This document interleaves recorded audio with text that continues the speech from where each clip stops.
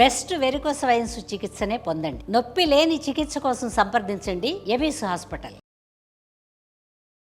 నమస్తే రమ్మగారు. నమస్తే జయ. రమ్మగారు, శివుణ్ణి పరమ భక్తితో కొలిచే భక్తుల కథలు విన్నాము, నాయనార్ గాథలు వింటూ ఉన్నాం. అలానే శివుడి యొక్క అనుగ్రహం పొందినటువంటి దేవతలు ఎవరైనా ఉన్నారా? వారి కథలు ఏమన్నా ఉన్నాయా? కుబేరుడు గురించి చెప్పుకోవాలి. కుబేరుడు అతని తమ్ముడైన రావణాసురుడు, ఇద్దరు కూడా. ఈ కుబేరుడు విశ్రవసువుకి జన్మించినవాడు. విశ్రవసువుకి జన్మించిన వాడే రావణాసురుడు కూడా. వాళ్ళ తల్లులు వేరు. అవునవును. మొదట ఇలవిద అనే ఆవిడ్ని పెళ్లి చేసుకున్నాడు ఆయన.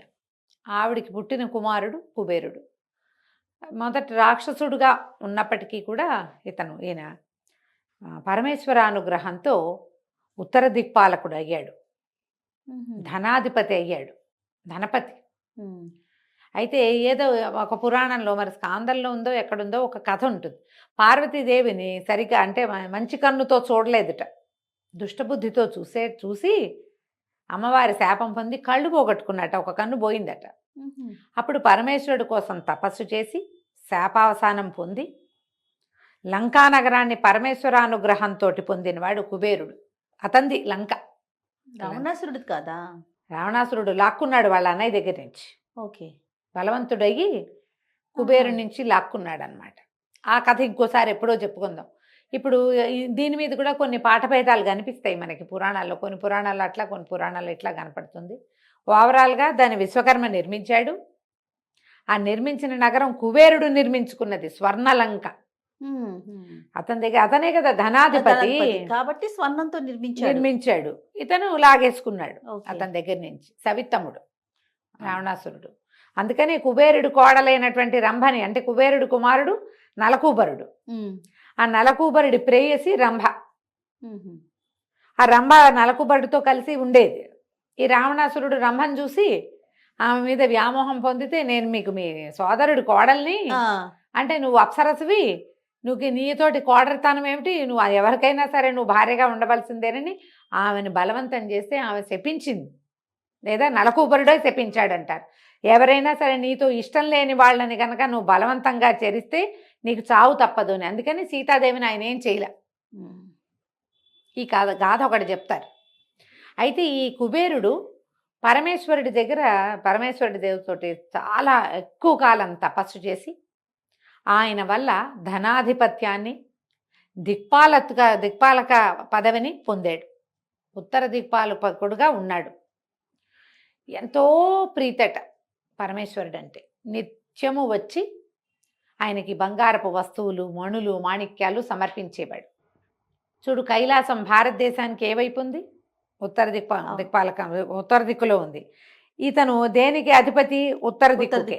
ఆ ఉత్తర దిక్కునే అలకాపురి కూడా ఉందంటారు ఇతని నగరం. యక్షులు ఇతని సేవకులుగా ఉంటారు. మనం ఎక్కడైనా ధనం దాచిపెట్టుంటే దానికి యక్షుల్ని కాపలా పెట్టారంటారు ఈయన వల్ల. ఆ యక్షులు అనే జాతి కుబేరుడి యొక్క సేవకులుగా ఉంటారు. చాలా విశేషంగా కనపడతాయి ఈయన కథలు. అయితే ఎంతసేపు పరమేశ్వరుడికి ఏదో ఒకటి తెచ్చి సమర్పించేవాడు. కుబేర అనగానే, ఆజ్ఞస్వామి నీకేం కావాలి, నీకేం కావాలి, నేను ఏదైనా తెచ్చి పెడతాను అనేవాడు. నువ్వు ఏది అడిగినా ఇస్తాను, నాకు ఎంత ఉందో నా దగ్గర. ఇప్పుడు అది ఎక్కడి నుంచి వచ్చింది? శివుడిచ్చిందే. ఐశ్వర్యకారకుడు శివుడు. ఈయన తపస్సు చేసి ఆయన యొక్క దీన్ని పొంది, ప్రసాదాన్ని పొంది ధనపతి అయితే నువ్వు ఆయనకే ఇస్తానంటే ఆయనకి లేని ధనమా? ఏం లేదు. కానీ కుబేరుడు ఎప్పుడు అలా మాట్లాడేవాడు.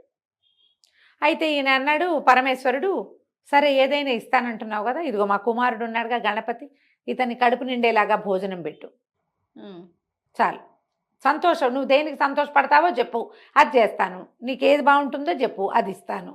సరే, అంతా అడుగుతుంటే ఎందుకు ఊరుకోవటం? భోజనానికి కూడా రమ్మన్నాడు. నేను కాదు, మా అబ్బాయిని తీసుకెళ్ళి ఈయన సంతోషపెట్టు.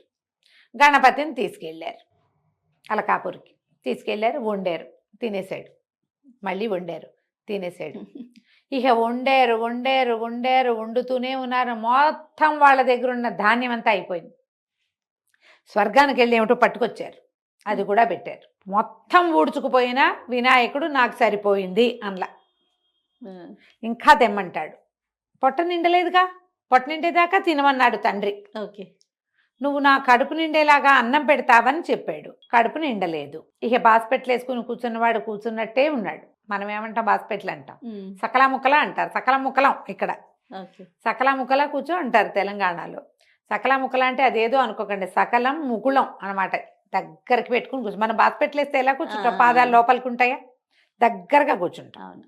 అలా కూర్చున్నాడు, చక్కగా పీఠం వేసుకుని పెట్టింది ఇక పెట్టింది పెట్టినట్టు తినేసాడు. ఈయనకి మొత్తం ఎంతమంది దిక్పాలు స్నేహితులు ఉన్నారో వాళ్ళ దగ్గర ఉన్న దిక్కుల్లో ఉన్న ఆహారం అంతా పట్టుకొచ్చారు, స్వాహ మొత్తం. ఈయన ఏం చెయ్యాలో తెలియలే, ఆహారం లేదు. ఇంకా వీళ్ళ దగ్గర ఏమున్నాయి, వజ్రాలు రత్నాలు ఉన్నాయి. తిండి కాదు, తిండికి మారకం.